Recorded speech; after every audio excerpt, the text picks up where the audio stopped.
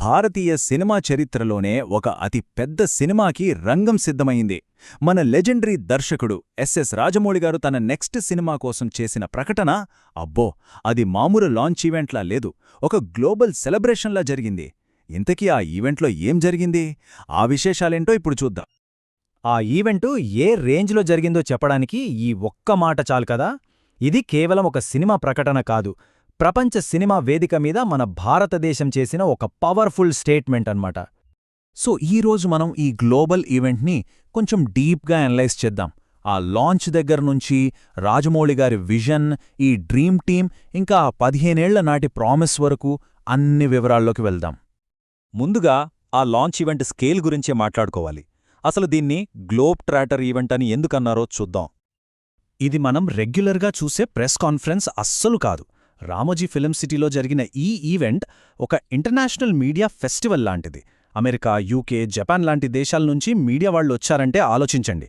ఒక Indian cinema అనౌన్స్మెంట్కి ఈ రేంజ్లో గ్లోబల్ అటెన్షన్ రావడం బహుశా ఇదే మొదటిసారి. మరి ఇంత పెద్ద ఈవెంట్ చేశారంటే దాని వెనకున్న ఆలోచన, ఆ ప్లానింగ్ కూడా అంతే గ్రాండ్గా ఉండాలి కదా. సో ఈ ప్రాజెక్ట్ వెనకున్న క్రియేటివ్ జీనియస్ రాజమౌళిగారి ప్లాన్ ఏంటో చూద్దాం. రాజమౌళిగారు తన సినిమా స్కేల్ని మాటలతో చెప్పాలనుకోలేదు, డైరెక్ట్గా చూపించాలనుకున్నారు. అందుకే ఒక అనౌన్స్మెంట్ వీడియో రెడీ చేశారు. అసలు ఆశ్చర్యపోయే విషయమేంటంటే కేవలం ఆ అనౌన్స్మెంట్ వీడియో కోసమే 1 year వర్క్ చేశారట. అది ఆయన డెడికేషన్. రాజమౌళిగారు కథతోనే కాదు, టెక్నాలజీతో కూడా మనకొక కొత్త ఎక్స్పీరియన్స్ ఇవ్వబోతున్నారు.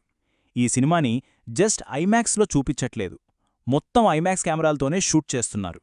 ఆ రెండిటికీ చాలా తేడా ఉంది. సింపుల్గా చెప్పాలంటే నార్మల్ వైడ్ స్క్రీన్తో పోలిస్తే ఈ ఫిల్మ్డ్ ఫర్ ఐమాక్స్ ఫార్మాట్లో విజువల్స్ చాలా పెద్దగా, హైట్గా కనిపిస్తాయి.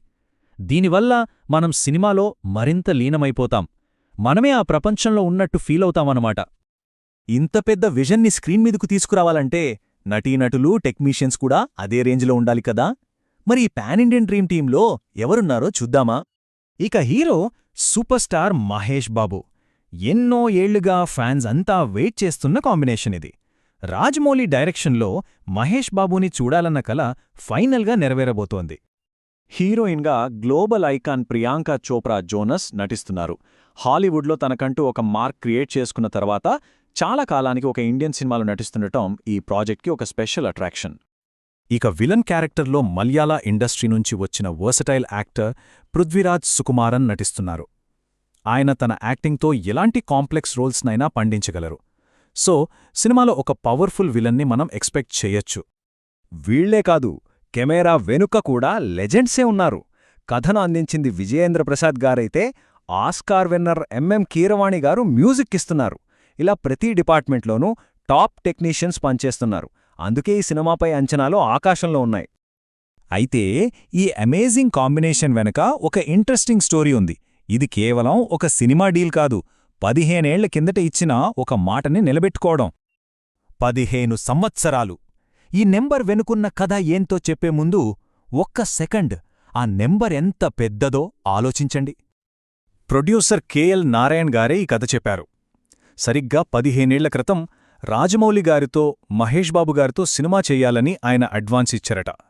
ఈ 15 ఏళ్లలో రాజమౌళి గారు ఒక గ్లోబల్ డైరెక్టర్ అయ్యారు. అయినా సరే అప్పుడిచ్చిన మాటకు కట్టుబడి ఇప్పుడీ సినిమా చేస్తుండటం నిజంగా చాలా గొప్ప విషయం. ఇంత హంగామా, ఇంత హిస్టరీ అంతా బావుంది, కానీ అసలు సినిమా గురించి మనకు తెలిసిన విషయాలు ఏంటి? ఈ ఈవెంట్లో సినిమాకి సంబంధించిన కొన్ని కీ డీటెయిల్స్ అయితే బయటకొచ్చాయి. ఇది ఒక గ్లోబ్ ట్రాటింగ్ అడ్వెంచర్ ఫిల్మ్ అట. ఇందులో మహేష్ బాబు క్యారెక్టర్ చాలా పవర్ఫుల్గా ఉంటుందట.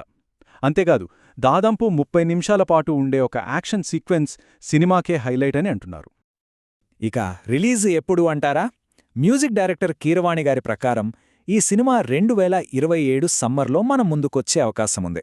అంటే ఈ విజువల్ వండర్ కోసం మనం ఇంకొంతకాలం వెయిట్ చేయక తప్పదు. చివరిగా ఈ ఒక్క ప్రశ్నతో ఈ విశ్లేషణను ముగిద్దాం. రాజమౌళి గారు తన గత సినిమాలతో ఇండియన్ సినిమా స్టాండర్డ్స్నే ప్రపంచానికి చూపించారు. మరి ఇప్పుడు ఈ భారీ ప్రాజెక్టుతో ఆ బార్ని మరోసారి క్రాస్ చేయగలరా? దానం చెప్పాలి.